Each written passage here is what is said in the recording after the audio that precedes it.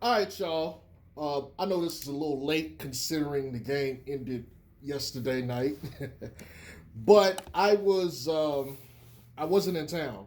Um, I went to a Friendsmas uh, party this weekend in San Antonio. I spent a little time in Austin shortly after that. Went to go see the Spider-Man movie and some things, and I started watching half the game while I was in Austin, and then I was too tired, and I was like, all right, if I don't leave now, I'm not going to end up going home, tonight. And I needed to get home before today, so that's why y'all didn't get a video from me, but I put it out on Twitter, so that's why you guys need to follow me on Twitter. That way you can keep up with anything that's going on. Black J Strokes is the Twitter name in case you are new to the channel and are looking to follow me on social media. Um, Now that I got that out the way, look, Bulls won this game 115 to 110. I just finished watching the second half, and this game statistically can be wrapped up in three statistical categories: rebounding, free throws, and turnovers. Those are the big ones. Okay? Percentage wise, we were about even with the Lakers being slightly better. They were taking, for the most part, less shots, but they made more of them. Not many. It wasn't that egregious, but when the numbers are that similar, I tend to kind of throw it out. Okay? There's nothing for me to really just like latch onto unless it's something ridiculous like both teams hit 23s or something, which even still they're about even. It's just, to me, again, it's not something I want to hold my hat to. But there's a discrepancy here that I feel needs to get talked about. So we were better with the basketball. We won rebounding and everything, but there's a little bit more to dissect here. Of course, winning the turnover battle is important to help you win games. Okay, that's a simple thing. I don't think I need to like go into that too much, but I do want to emphasize this. A lot of these guys are not Chicago Bulls, and they are guys who have been playing for the Windy City Bulls or other teams and things of that nature. They have not played with this team, and so for them to come in and when we're still taking care of the basketball with a bunch of guys who probably don't know the system and aren't familiar with our big guns, it speaks a lot to who and what this team is. And I think that's very important to mention here because I don't think too many people are going to talk about how serious and important that is in the long term of things. Um, so I definitely wanted to mention that, especially under the premise of the turnovers, which we took care of the ball more than the Lakers did. Now the rebounding, we won by like 3 rebounds. Okay, so that number doesn't actually stick out and make you think, oh well, it's a huge thing. But you got to go look at the other stuff. We out rebounded them on the offensive side, like 9-17, I think was the final number. It was 9-16, which means second chance opportunities. One of the things I told you guys about rebounds at the beginning of the year is they are the end of a person's possession in the beginning of yours. Just in that last sequence from like the last minute and 10 of the game, we ended up with about 3 offensive rebounds. And so even though the time, because of the rule change from a couple years ago, doesn't set it back to 24, you still go back to 14. You're still milking clock. You are taking away possessions. If they had used up all the 14 minutes per each of, well, let's 24, then 14, 14. So if they used up, what is that, 52 seconds? That's like almost a minute of time if that's how long it would have took them to get the shot off and maybe have gotten an offensive rebound, yada, yada, yada. But that sequence drained the clock and took away possessions that the Lakers couldn't get. That's a part of defense, people. Offensive rebounds is a part of defense because you're saying at that time, Rondo, LeBron, Russ, they don't get an opportunity to exert an impact on the offensive end of the game. That is defense. That is defense. I'm going to say it again. That is defense. Now, we didn't win the defensive rebounding, which is fair. They got a lot more size than us, okay? But for us to also just turn around and win the offensive rebounding on the glass, I think that's incredibly important. That can't be understated. Some of that is just guys like Lonzo going up and tapping the ball away for somebody else to get it. Tony Bradley did it a time or two in this game as well. That kind of stuff is winning plays. Understanding, yes, I may not be able to get this rebound myself, but I'm going to tap it away so that if somebody gets it, it's going to be on our team. You need that. And that cannot be understated. This was a 5-point game, for the end score, 110 to 115. Any one of those, think about this. If we had lost one of those rebounds, that could have easily been LeBron James in transition, going down, getting two shots and a trip to the line. Okay? That could have been the same thing with Russ. Or that could have been Rondo running down there, dribble penetration, Wayne Ellington open for three. We're talking about a completely different game. Rebounds matter. Okay? Especially in the playoffs. Which, by the way, the last part of this game, playoff feel.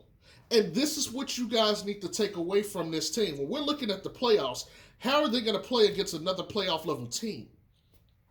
How are people going to be positioned? Sure, DeMar DeRozan, phenomenal. Going out there putting up 38 points and just killing them. Okay? But where's all the rest of your productivity and stuff going to come from? Like, there's more than just points to be made. There's steals, rebounds, assists, okay, free throws and blocks, other things to be, impacted on this game. Where's that going to come from? You need all five guys working together. So yes, while your DeMar DeRozans and your Zach LaVines can go out there and put up your points, you need other guys on that court that's going to surround them and do the other things that make it able for them to be able to do that. For instance, those three rebounds that they got, well, really two rebounds that they got, resulted in, if you think about it, another opportunity for DeMar DeRozan to score. Or if Zach had played, another opportunity for him to score. Okay? You're getting those extra attempts for your guys to impact the game where they need to be. This is why I am so hardcore on rebounding. And I don't think this is stated enough. Like, it's an underappreciated part of the game. Like, we always hear about the points, and I get it, the points. But rebounding, people, especially in the postseason when possessions become more valuable, this last minute or so of the game is exactly what I'm talking about. When it's hard to get those buckets, you need as many chances to do it as possible. Got to give this team credit for being on the board the way they did on the offensive glass in particular, especially in the late game. Now, let's talk about these free throws. I'm not going to get into the specific number for the free throws except for one part here. The Bulls made more free throws than the Lakers even took. I believe they had a total opportunity, the Lakers, to make 22, and we made 25. And I think we had like 30-something. I said I wasn't going to do it, but I'm going to have to do it anyway. But I believe we had like 31 total trips at the line, and we made 25 of them. And I think the Lakers had like 25 total attempts to make, and I can't remember if they made like 15 or 17. It was something ridiculous. But we completely crushed them in free throws. Like, the numbers favor them as far as efficiency and the actual buckets that they put into the rim. But the rebounds, the turnovers, maybe you could also include fouls in this too. because hell, we went to the line 31 damn times. But when you're going to the line and you're knocking down your free throws like that, I'm sorry, man. Like, that determines a game. That's winning. Yes, you were not as efficient as the Lakers shooting the ball. And it wasn't like it was a major discrepancy, you know what I'm saying? But you were not as efficient as them. But you made the most efficient shot in basketball, the free throw. And you made more of them. That's 25 additional points. 25. This team would have had 90 points if they had no free throws.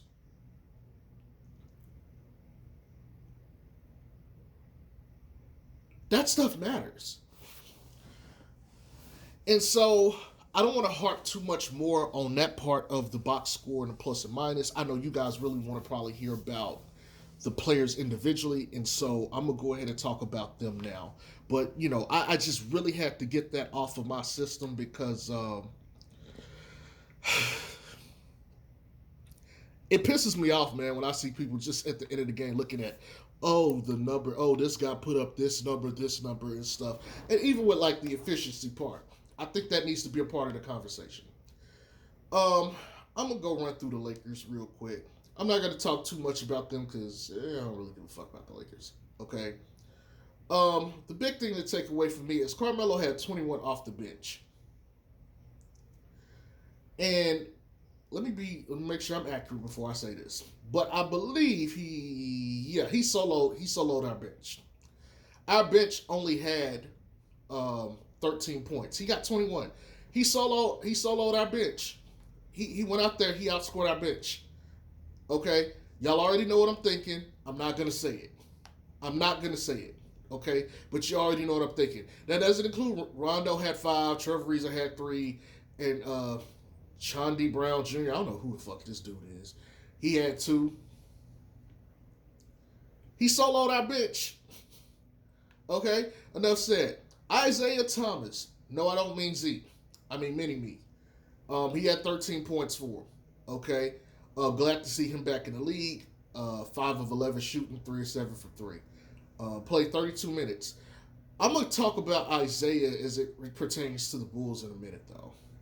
Russ had 29 and 8 on 9 of 19 shooting. He missed 2. He was 2 of 6 from free throw, man. Like, what the fuck? 6 turnovers. I mean, this is a Russ stat line. Like, is anyone surprised? DJ, he had 9.7 rebounds. Nothing to write home about. Wayne Ellington, 6 points. He was 2 of 5. He just took the threes. I mean, that's what he's there for. He's there to just take threes. And LeBron had 31, 14, and 6, 11 and 21. He was 3 of 7 from 3, 8 of 11 from the line. The big key or the big thing I want to take away from their starters, I mean, obviously, Bron and Russ had 10 turnovers combined. Ouch. But their starting lineup alone had 20 fouls. 20!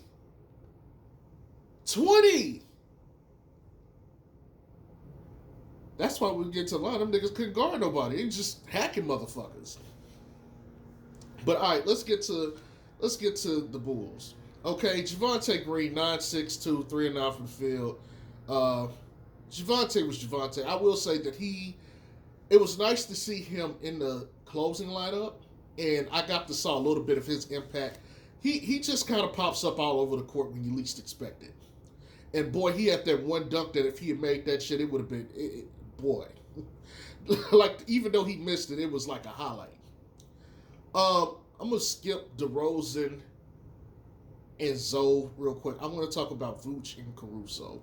So Vooch was 19, 13, and 2. Okay, 8 of 17, 3 of 6. 1 turnover, he got a steal, no fouls. Vooch was, I'm somewhere between he was excellent and he was solid. I feel like if I say he's excellent, I look at his numbers, I'm like, he could have been better. If I say he was solid, I almost feel like, that's underselling what he did. Because he did get 19 points efficiently and 13 rebounds. He's somewhere between solid and excellent. I don't know if that's good, but even good still seems like an insult. Um, I like the fact that he had a good game. Okay, and honestly, this is kind of more the stat line I would like to see from him on a regular basis. I don't like the fact he took 17 shots, even though he's like the for sure second option. I think I would prefer to keep him around 14 to 15 shots.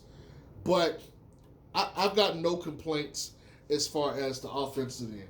He still is a gummy bear on the defensive end, although he did get that one really good block. I think it was on Russ or LeBron. I can't remember, but it was a good game, and I hope that this continues. Maybe that little break helped so he could go get up shots, get in the rhythm and stuff like that. But he definitely was good tonight, especially on the offensive end.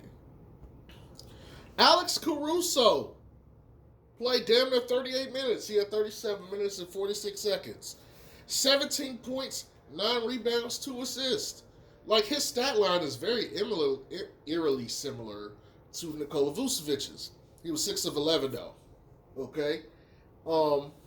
19 points, more efficiency.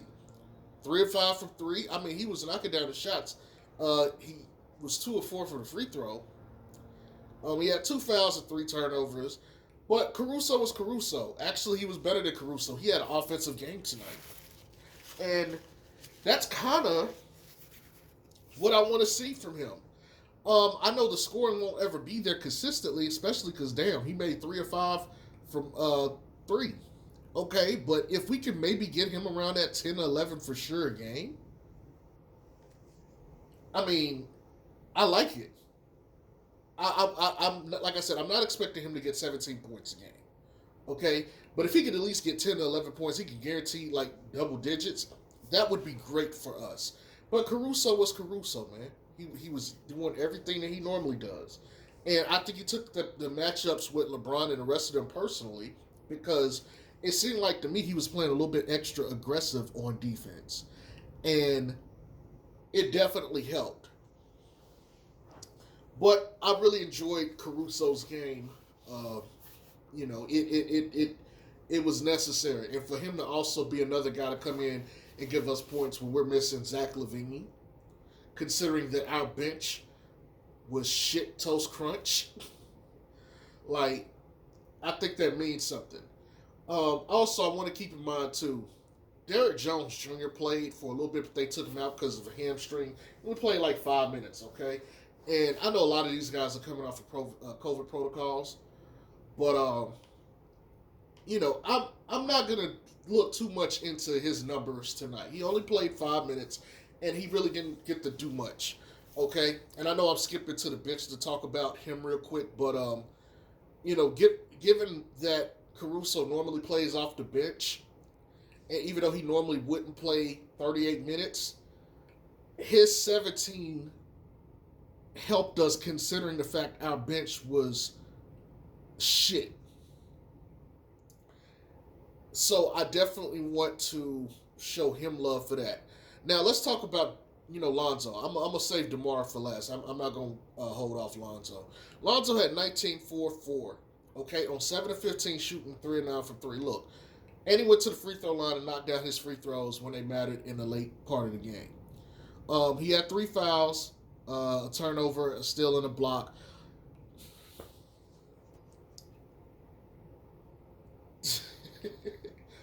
I mean, some of the offensive stuff he was playing, like some of the stuff he was doing, it looked like he hit the gym like this entire time. Like he had that one sequence where he was just like crossing over. I can't remember who the fuck it was, but he was just showing off his handle work and then got into the lane and finished that shit. Now there was the one where he he did double dribble into it, but they didn't call it because it kind of like he lost control of the ball and then he still finished at the rim. Like the last couple games, he's shown his range. Like he's given you the shooting normally, even though he was 3 of 9 yesterday, he still hit 3 of those suckers. But he also showed you, yes, I could get some mid-range attempts because he hit a couple. I could finish at the rim. Like his numbers are starting to look better, and I like it. yes, his 3-point percentage is going down. He's like 41 or 42% right now, but he's still elite. 40% is going to be elite in his league, so he's still good. He's still up there. But the thing I like the most is, as the third option, it seems like he is consistently getting 17 to 20 a game. And there's a reason why I have been on the trade Vooch package. Because when I know Lonzo can basically give me the same number of points he can do, albeit more efficiently, to me it's like, why don't we go get that center who could be kind of like the quote-unquote fourth option, and you can get that guy that now you don't have to have Caruso and Lonzo wear their legs out the entire game on defense, because they can, like, yeah, you can have them get into guys, but then sometimes you can funnel them into a shot blocker, and it won't allow them to have to overwork themselves. So in the fourth quarter, you don't have to have DeRozan taking like 15 shots. And then, okay, think about it like this. From 12 to 5 minutes into the fourth, you could basically say everybody could get their shots and can contribute. From the 5 minutes on, it's DeRozan and Zach LaVine time, and then you can say, okay, Lonzo and Caruso, dig into guys. Y'all will have a little bit more energy to do so. You know what I'm saying? That's kind of how I think about it. I mean, but hey, 19 points, 4 rebounds, 4 assists, efficient shooting. Like, this is what you want from Zoe. Now I know when Zach LaVine comes back and they're healthy, that shit ain't gonna happen. But third option Zoe is legit, people. It's legit. It still remains to be seen what is gonna happen to Vooch. But I really liked the game from pretty much all of the starters. Now, let's talk about this damn bench. Kobe White was sitting there frustrated a couple times in this game where DeMar DeRozan didn't see him open. And I get it, but at the same time, bro, you 2-7 from the field. He's putrid. And I'm to the point where, like, one of the things I want to trade him to New Orleans for Jackson Hayes. Like, I really do. And like I said, I think it would help, but I'm to the point where I think he should almost go to the G League and start in the G League and then, like, dominate the ball. And that way he can kind of get himself into rhythm, in NBA rhythm, and then you come back and you let him play, and I think that'll carry over. Like, that's what I think he needs more of. It's not, and I'm saying it's not because I think he's a shitty player. I think he still has the old Kobe White in him. It's just, I think because injury, couldn't do much. Okay, now he's thrust into action. Now he's having to, like, do it on minimal, attempts and work. I would rather just say, hey, man, here, take the ball as much as you need, score, work yourself into game shape or to where you can be be who you are, and come out here and be how you are. All right, I already talked about Derrick Jones Jr. Look, Tony Bradley, like, you got to stop missing the ball, man. Like, dude is missing easy passes. Like, he's making impact plays on the defensive end and even some on rebounding. But, like, I sat there and I watched and I was like, okay, what if this was Jackson Hayes? And I was sitting there like, okay, no, Jackson Hayes would do this. And he would have done this. And I'm like, yeah, we need to get Jackson Hayes. Like, I'm pushing all the chips to the table. We need to go get Jackson Hayes. And if we got to trade Tony Bradley and Kobe White in like a second to make them want to get up off of Jackson Hayes, I say do it. Okay?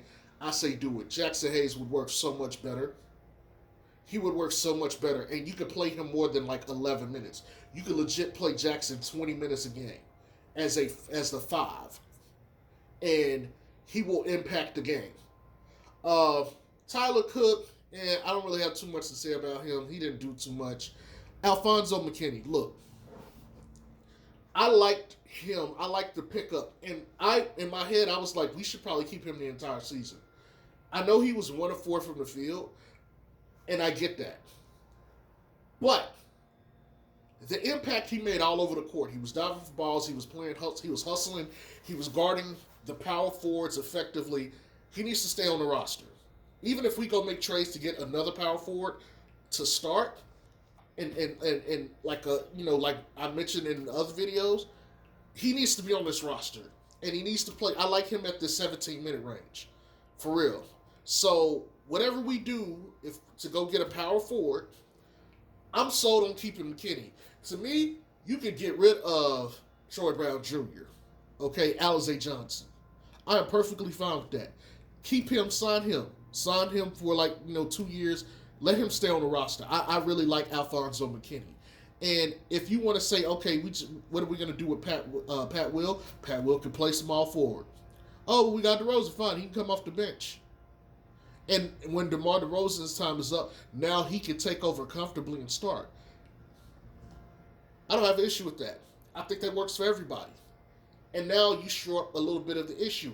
And now you can also say, hey, he can play small forward and power forward, Pat Will. He can flex between what we need. Okay?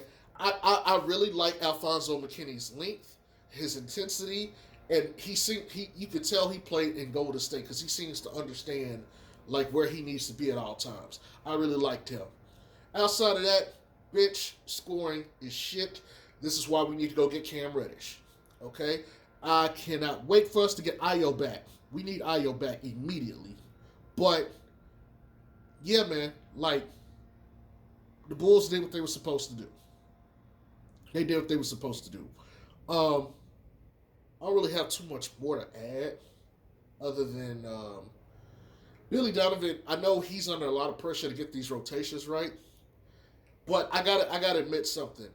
He's been looking suspect as fuck to me against some of these coaches.